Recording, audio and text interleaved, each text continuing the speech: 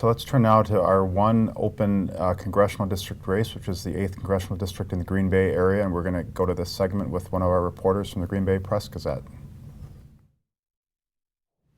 We're joined now by Adam Rodewald, one of the reporters for the Green Bay Press-Gazette, who's covering the 8th Congressional District race for the paper up there and a part of the USA Today network, as is the Journal Sentinel. So thanks for joining us, Adam. We wanted to talk about that district, and first, can you give us just a little bit of an overview on it in terms of what the district encompasses? I know it's traded back and forth, Republican and Democrat, over the years, but what's the district we're talking about up there?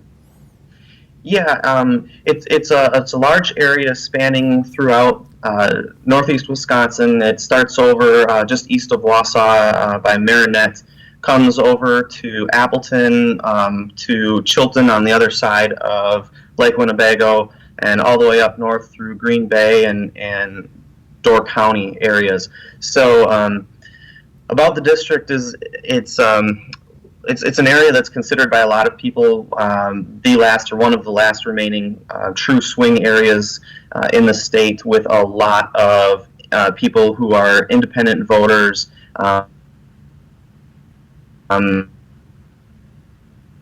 who don't have allegiance to Republicans or Democrats, and so it gets to be pretty competitive because of that. And within the 8th Congressional District seat, it switched back and forth between Republicans and Democrats quite a lot. Over the past 40 years, I counted up, they've had an equal number of Republicans and Democrats, so I think that speaks to the ability to flip-flop back and forth quite a bit. Okay, and why don't you give us a sense of who the two candidates who are squaring off, and kind of what are the major themes they're pushing toward the voters right now?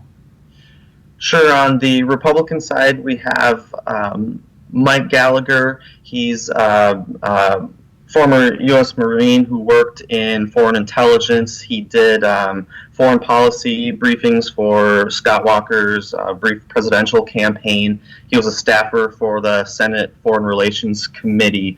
On the Democrat side, we have Tom Nelson. He is the current Outagamie County executive. He spent 6 years in the state assembly, including part of that time as the majority leader.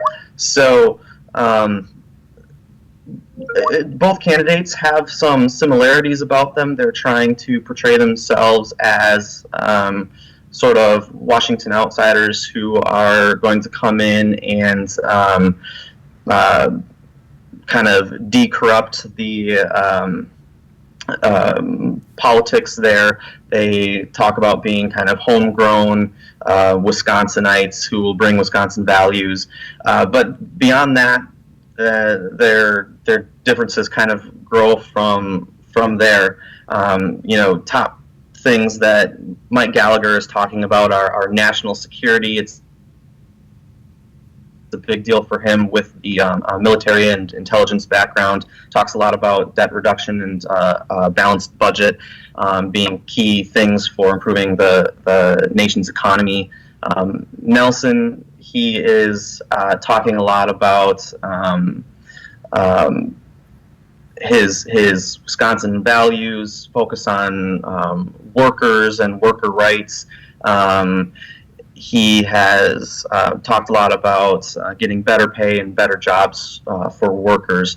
So those seem to be the things that the candidates are most talking about right now in the race. Yeah, let me ask you finally, for just as the reporter covering that race, I mean, there's all sorts of indicators you might be looking at in terms of spending by outside groups, spending by the candidates, enthusiasm among the voters. Give us just briefly an example or two of things that you're watching to give a sense of which candidate may have the edge as we get closer to November. Yeah, I'm definitely paying attention to outside groups. Already, outside groups have committed to spending a large amounts of money, millions of dollars total, on this race because it's pretty competitive. So I'll be watching that to see how active they get.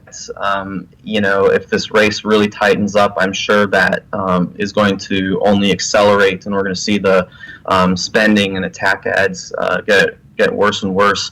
I think I'll also be watching how the candidates respond to the presidential election too, because I think that the voters here are pretty concerned with the candidates in the presidential race, and so it's hard for people down ballot to kind of separate from that. So I'll be watching too how the candidates themselves respond to what the presidential candidates are doing, if they draw closer to them or distance themselves from the candidates, and how that plays out for voters and how voters respond to it. All right.